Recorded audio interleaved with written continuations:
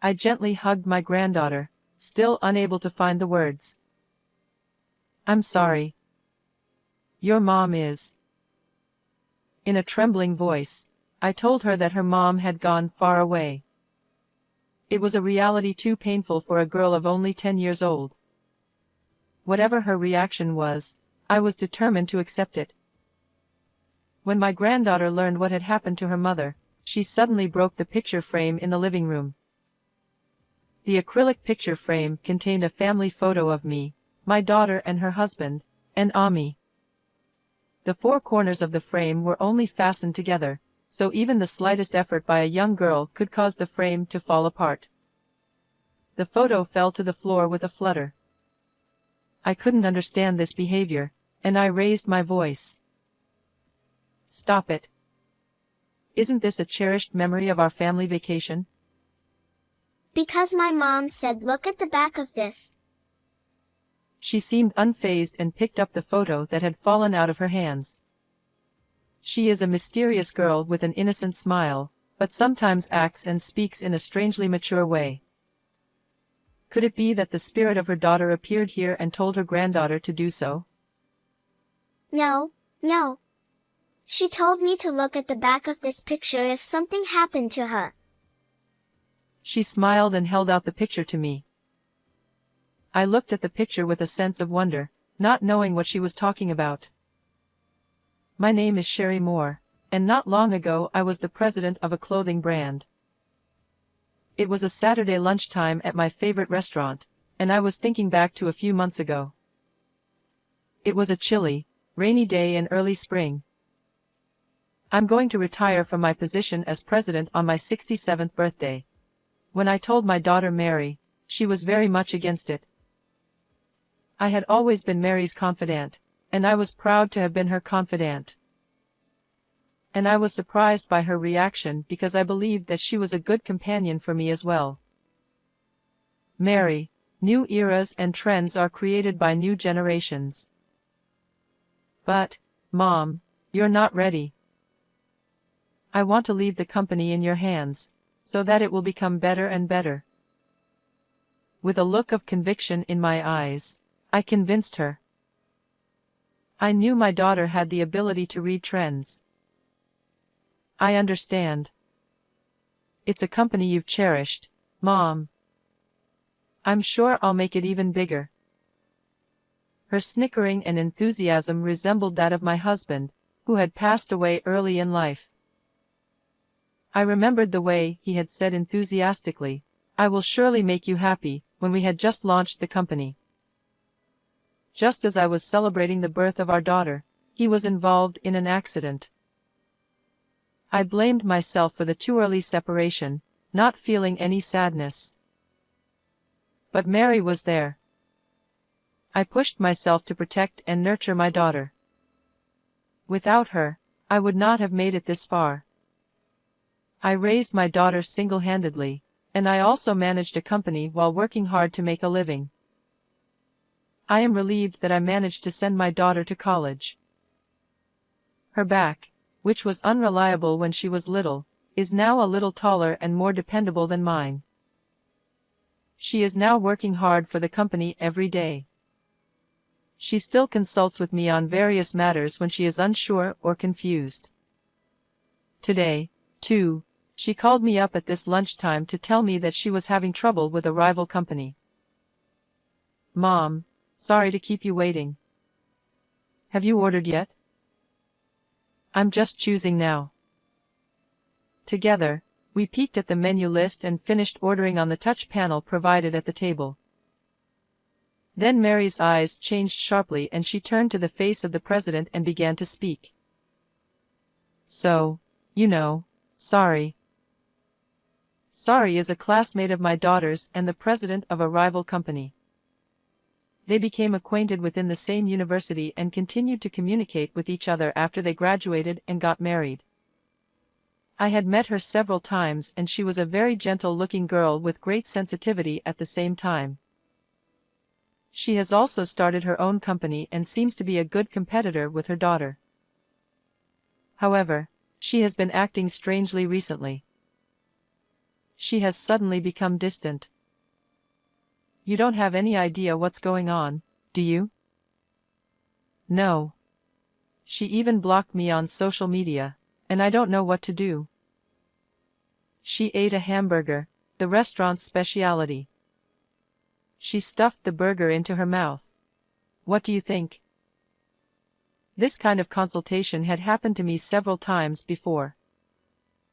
But neither I nor Mary thought that her best friend from school days and her would become estranged friends. It would have been better if they could have met and talked, but apparently that is not easy for them either. And David, too, sort of. She looked troubled. David is Mary's husband and executive director. He's been making a lot of mistakes at work lately, and he can't get anything done without me covering for him. Is that so? Not at all. He forgets to bring documents to meetings with clients, arrives late for meetings with his hair in a sleeping habit. David's stories of failure continued, and Mary found them stressful. I am grateful to you, Mom. I admire you so much for raising me and running your own company at the same time. But, she continued with a downcast look on her face, that's why I want to run my mom's company properly and I don't want him to mess it up. Finishing lunch, we headed outside. I smiled at her as we basked in the early summer sun. He's working hard, I know he is. They say that failure is the source of success, and it's just the beginning. Mary's cheeks puffed out as if she was unconvinced. About 2 weeks after my lunch with Mary, we had a family get-together for dinner. Our family has dinner once a month on the third Saturday of the month. I always looked forward to this meal more than anything else. Since my husband passed away, I have been estranged from my relatives and have no friends nearby. Since I had retired as president, I rarely talked to people, so I was even more excited now. I couldn't wait to get out of the house and arrived at the venue 30 minutes early. The place was a slightly rich Chinese restaurant, renowned by word of mouth as a hidden gem. The waitress couldn't help but giggle when she saw me getting too carried away. Oh no. I'm crazy. I was shown to a table with a reservation tag and waited for my daughter's family to arrive. I looked out the window and saw someone walking quickly under the trees. It was Sari. I leaned forward involuntarily, but it was all I could do to follow her through the window pane. Ever since Mary had told me about her, I had been somewhat concerned about her. Her brisk walk gave no indication, but I wondered what she thought of Mary. When you are in the same business, even as the president of a company, don't you get along well with each other? I did not have many friends like that, but we did not have many disagreements. That is why it was difficult for me to be close to Sari's feelings and Mary's feelings. While I was thinking about this, Mary and her family came to me with surprised looks on their faces. Mom, you're up so early. Well, I think I got the time wrong. Ha ha ha. I urged them to take their seats. Mary, her husband David, and my granddaughter Ami took their seats. Ami will be 10 years old this year. Ami is a mysterious child with an innocent smile, but sometimes acts strangely mature. We spread out the menu and ordered our favorite dishes. Grandma, I don't have a single cavity. My granddaughter smiles, showing me her beautifully erupted teeth. Well, I see. You're doing a great job brushing your teeth. Yes. I brush my teeth in the morning and at night. Ami turned her head away from her chest. She looked so cute that I felt relaxed watching her. Dad, you're an adult and you have 6 cavities. She glanced at David and giggled. Hey, don't tease the grown-ups too much. As he said this, he too smiled. I had heard that David had been making a lot of mistakes at work, and I had expected him to be depressed or something. However, he showed no such signs and was smiling from beginning to end. I was worried that he and Mary might not be getting along well, but they were chatting and laughing. You brush your teeth too, Dad. I do. I even use an electric toothbrush. The three family members seemed to be enjoying each other's company, laughing at each other's trivial talk. I thought that I didn't have to take Mary's words so seriously. Meanwhile, the food arrived. On the table were the dishes the four of us had chosen, as well as stir-fried rice noodles, stir-fried green vegetables, and a large plate of salad. Eat a lot of food, everyone. Mom. We can't eat this much. Don't worry about it. You don't have any likes or dislikes, do you, Ami? I don't like green pepper. Is there green peppers in this stir-fry? When she looked at the food suspiciously, David laughed funny. Even you don't like green peppers, Dad. I know that. The kid pointed out my son-in-law, and Mary and I both went funny and laughed. I thought I saw an unexpected side of David. Oh, no, that's not true. He laughed shyly and began to eat his rouleau rice. In the midst of the friendly atmosphere, I looked around the restaurant. The restaurant was crowded with customers, probably because it was lunchtime. The waitresses were busily setting up tables and showing customers around. In the kitchen, frying pans were dancing and dishes were being prepared one after another. A well-built man who seemed to be the head chef. Xiao Lan Bao at table 7. He raised his voice. A female waitress heard this and quickly brought the food to the table.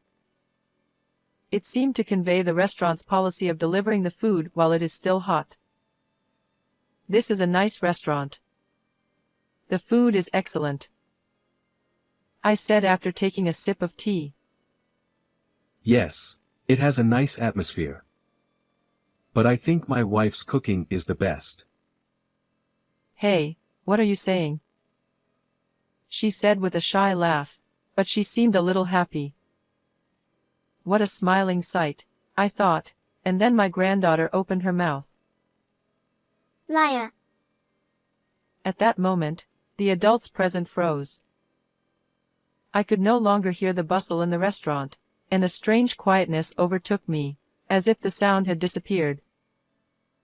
The three adults stared at Ami. Ami, what did you just say? I asked my granddaughter with a drawn-out smile. I said Dad's a liar. He always leaves Mom's dishes uneaten. No. It's because I eat too many snacks before dinner. As he awkwardly defended himself, Ami gave him a skeptical look. However, her innocent expression soon changed and she laughed. Really?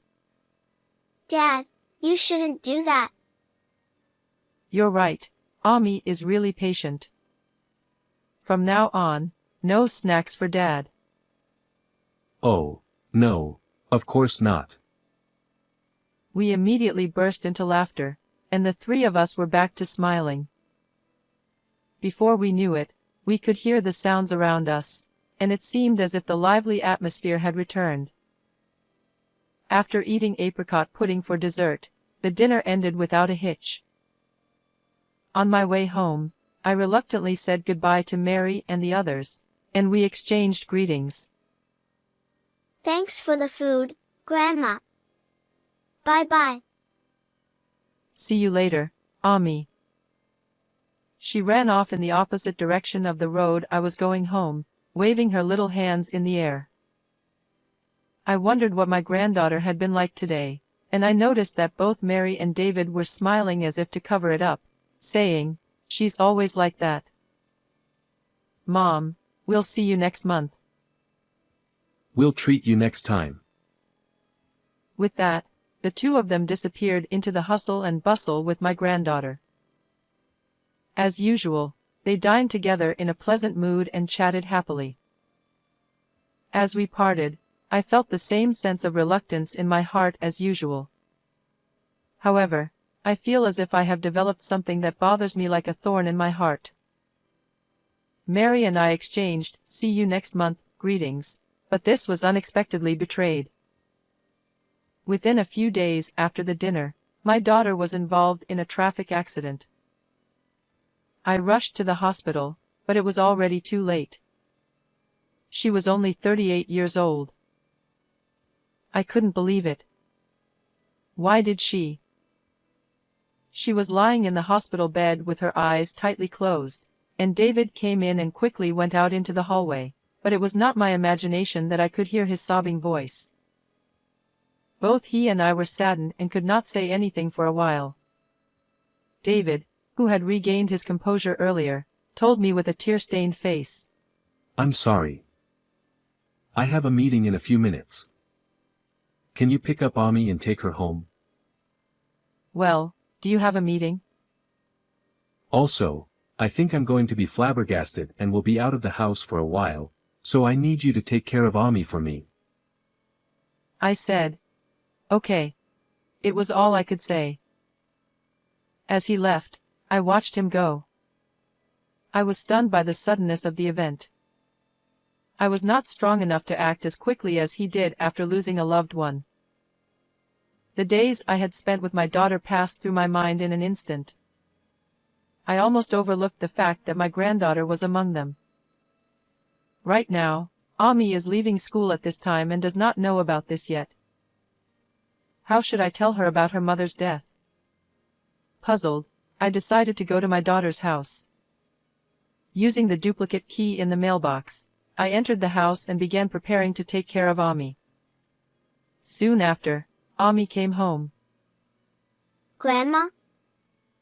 She must have seen me and guessed something. She put her pastel-colored bag down in the living room and approached me. She was staring at me curiously, without her strikingly innocent smile. I hugged her gently, still unable to find the words to say. Ami, I'm sorry. Your mama is. In a trembling voice, I told her that her mother had gone far away, a reality too painful for a 10-year-old girl. Whatever her reaction was, I knew I had to accept it. However, she slipped out of my arms and picked up a picture frame displayed in the living room. In the acrylic picture frame was a family photo of me, my daughter and her husband, and Ami. Ami? She stared at it for a moment and then suddenly broke the picture frame. The photo frame, which had only 4 corners fastened together, came apart immediately with even the slightest effort by the young girl. The picture fell to the floor with a flutter. I couldn't understand what she was doing, so I raised my voice. It's a precious memory of our family vacation, isn't it? Because Mom said to look at the back of this picture. Ami seemed unfazed and picked up the fallen photo. Did the spirit of her daughter appear here and tell her granddaughter to do so? No. She told me to look at the back of this picture in case something happens to her. She smiled and held out the picture to me. I looked at the photo with some trepidation, not knowing what she was talking about. When I turned it over, I saw that in Mary's handwriting, she had written, "My husband is after me." I could see that she was trying to convey something in her scribble. What does it mean that her husband, David, is targeting her? I don't remember hearing anything like that from Mary. Did only Ami and Mary know about this? Is there any connection between this message and Mary's death? Did David kill Mary? He had never shown any sign of such a thing, and just a moment ago he was in the hospital with me, mourning Mary's death. Various thoughts were going around in my head, and I was at a loss for words. Then, David came home, mumbling and blabbing. Oh my God. I can't believe I left my files here. I took the opportunity to catch him and question him. David, I need to talk to you. Please come this way. No, I have a meeting. He seemed to want to avoid talking to me. He looked as if he was trying to hide something or knew something he did not want me to know. I held up the message on the back of the photo in front of his eyes as he was about to leave. What is this? He looked it over quickly. Jeez. He muttered quietly. He instantly looked away. I pressed him further. Answer me. These letters are written by Mary. I don't know. My wife is dead, and what is this naughty prank? Mary told Ami to look at this if something happened to her. How come you don't know? Mary gave Ami a message. He was obviously upset and his eyes were glazed over, and gradually he began to sweat as well. I tried to get him to tell me what was going on, but he just kept saying he didn't know. At that moment, Ami said from the side. No wonder Dad doesn't know. Neither Mom nor Dad talk about anything at home. Ami, stop it. Mom told me. She says that you don't listen to her, and that it's a waste of time to talk to you. The other day, your mom and dad were talking nicely. That's because they didn't want Grandma to worry. So they were trying to make it seem like they were getting along, she said. Ami, shut up already. Don't tell lies. It's the truth. You're the liar. Who is the liar? David was furious and pumped his fist in the air. I jumped on him, knowing that he was going to hit my granddaughter. Don't you dare touch Ami. Let her go. He raised his fist and slammed it down on my back. Ow. Grandma. I fell to the floor with a dull thud, and Ami approached me and looked into my face worriedly, tears threatening to spill from her moist eyes. If I didn't do anything, David would beat the shit out of both of us. He was mumbling something, his face turning red and his shoulders shaking. It's her fault. All of it, all of it. I didn't know who he was talking about. Anyway, I got up and urged Ami to go outside. Oh no, Grandma, you have to go out with me. Finally, tears spilled from her eyes. My granddaughter hugged me and started crying, while David was still mumbling something. I held my aching back and crawled to the front door. David noticed it, and said to me, I won't let you go. With that he took a pair of scissors that were close at hand and chased after me. I was only a few steps away from the front door, but I couldn't get there in time. I held Ami as if to protect her. Somebody help me. I shouted. That was when the door suddenly opened and someone jumped in. Hey! With a booming shout, Sari appeared. Using her business bag as a shield, she lunged at David and pushed him back, causing him to stumble and fall to the ground. Sari followed up by putting her arms behind his back and pinning him to the floor. You give it up. I've called the police. What did you do to the two of them? Ow, ouch. Who are you? Both Ami and I were taken aback by the appearance of someone so unexpected. Sorry. What brings you here? Oh, it's been a while. Mary asked me to take care of you too. Sari said that she had promised one thing to my daughter. That was when Sari's company was not doing well and she consulted Mary about management policies. She took some of my daughter's advice and put it into practice, and the business gradually recovered. As a thank you for her help, Sari told her to let her know if there was anything she could do to help. Well, if anything happens to me, you take care of Ami and Mom, okay? She had no idea what she was talking about, but Sari kept that promise in mind for a long time. I knew Mary had the ability to see something ahead of time. So I believed that there would eventually be something. Nothing was better than nothing. She chuckled. So I investigated what was happening near Mary. As she hired a detective to investigate, she became concerned about David. At first, she thought that he was Mary's husband and that some related matter could have come up. But then she realized that it was a bit unusual. What do you mean? You know that he had Mary cover for his mistakes at work. Of course I knew that. But what does that have to do with this? David groaned in frustration. It's her fault. Mary always helped me as a matter of course. It was unnecessary. It made me uncomfortable. Uncomfortable?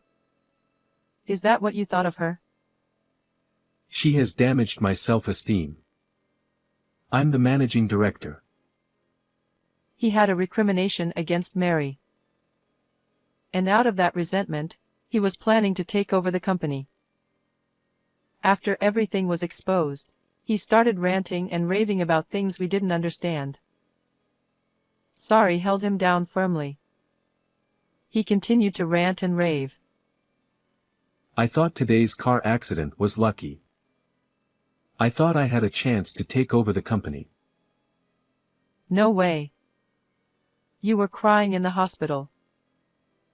I heard his sobbing voice. Was that an act, too? Acting?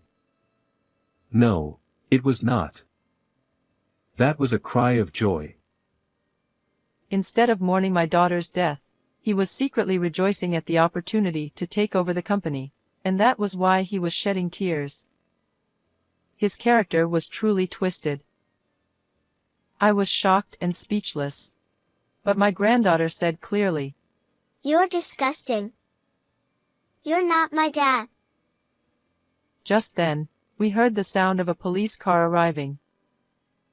A strong police officer entered through the open front door, followed by a slender, middle-aged police officer. David was seized by the strong police officer and dragged away. We explained the situation to the middle-aged police officer.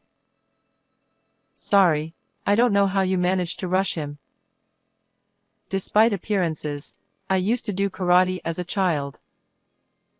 Immediately after, the police officer warned her not to do anything dangerous. For a while after that, Ami and I lived together. At her funeral, we received messages of condolence from business partners and friends, and Sari also attended the ceremony. I am so glad that we were able to send her off together. David was interviewed by the police, and when I saw him again a few days later, he looked a bit worn out. I had a large bruise on my back where he had hit me, and on Sari's recommendation, I went to the hospital and had a medical certificate written and submitted where it should be submitted. I don't know if it was a result of that or not, but David was found guilty of assault. I think he is in jail right now, and I have decided to adopt Ami and raise her myself. I felt like I didn't have the strength or energy to do so. However, I could not collapse for Ami's sake, and I had to protect this child Mary had left behind. I think I'll hang on for a while longer. I vowed to myself secretly, staring at my granddaughter's sleeping face. After the funeral, I accepted an invitation from Sari and went to a stylish cafe near her office. There she told me that she had not really disliked Mary. I'm ashamed to say this, but I was jealous of Mary. Jealous? Why? Because I realized that no matter how hard I tried, I couldn't beat her. She became convinced of this when they discussed management policies. I was so jealous and frustrated that I ended up blocking her on social media and keeping her away from me. She told me that much and took a sip of her latte. But, she continued, the truth is, deep down I respected her. She said a little sadly, perhaps regretting somewhere in her heart that she had blocked her social media account. To be honest, I still feel that if I had known this was going to happen, I should have reconciled with her. To Sari, Mary was both a rival and a person worthy of respect. Sari, thank you for being my daughter's friend, I said, and she smiled shyly. The conversation then turned to what to do with my company. With the president and managing director gone, it would be tough to rebuild the company. I am temporarily in charge of some parts of the company, but I can't continue to do so for very long. Therefore, I was thinking of transferring the company to someone else and letting it go. Please let me take over. I was so surprised by her offer that I almost blew out my coffee. I had never thought that Sari would say such a thing. But I know it's a lot of work. But I also want to preserve the company that Mary and you have cherished so much. Please let me take care of it, please. She bowed deeply. I hesitated. But her enthusiasm pushed me to leave it to her. I understood. I will try to move our board meeting in that direction. Oh, thank you very much. This brought her and I closer together, and we had dinner together again a few months later, and she is like a real daughter to me. Ami, on the other hand, has had to leave her parents, but she doesn't seem to care much about her father. As for her own mother, she has managed to accept and live in the past few months. Actually, I still can't believe my daughter's death either, but I still decided to look forward and live my life. Around this time, Sari also comes to our house to visit and pray over Mary's remains. She also became good friends with Ami and they started going out together more often. At the restaurant where she had lunch with Mary, today the three of us are enjoying a date together. Sorry, I don't have a single cavity. Ami deflected her chest. I do hope that these casual days will continue. What did you think of this story? Please subscribe to our channel. See you in the next video.